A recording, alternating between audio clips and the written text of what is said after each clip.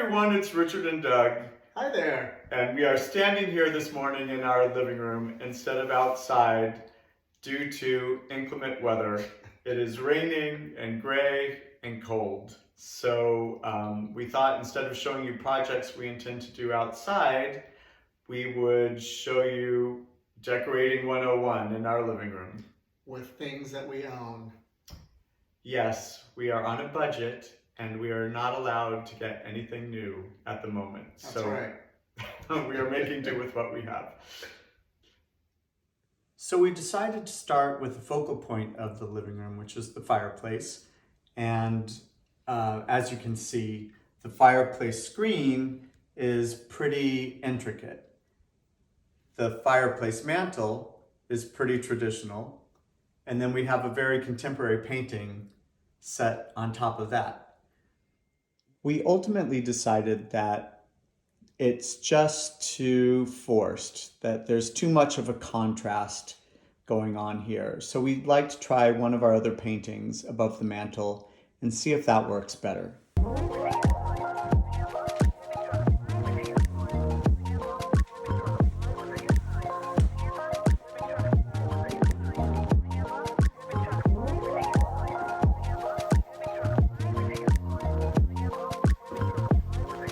So we found this painting. We really like this as an option.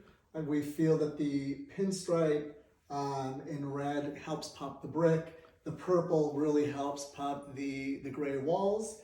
And the gold frame plays off the fireplace screen. So there's some intricacies that are happening on top, in the middle, and the bottom. So we thought this could be a great option. And since it's a smaller scale painting, we're able to add other elements to the mantelpiece to help set that position. Let's see what happens.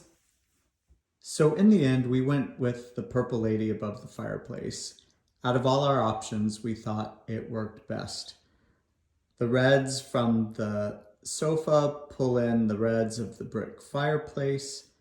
There's a bit of green in the painting as well, which currently goes with the club chairs we have in front of the fireplace. The size of the painting does allow for this lovely piece of pottery to be displayed, a gift from Richard's uncle in Mexico. We wanted to keep the corral in the living room as well. We love that the yellow brightens up the space, and we thought that it looked nice above this hand-me-down from my grandmother, which we also love, and looks nice in between the two windows.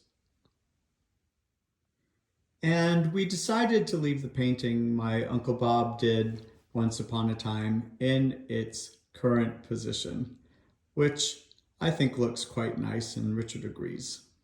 It is important to note creating Castle takes time, as our primary goal was to restore and enhance the old bones of our new home. Most of our budget went to that end.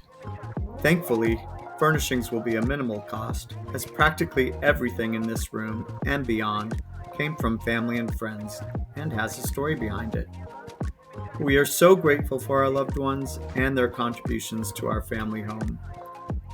We hope there's magic and wonderment in your lives as well, and we thank you for following along. Take care.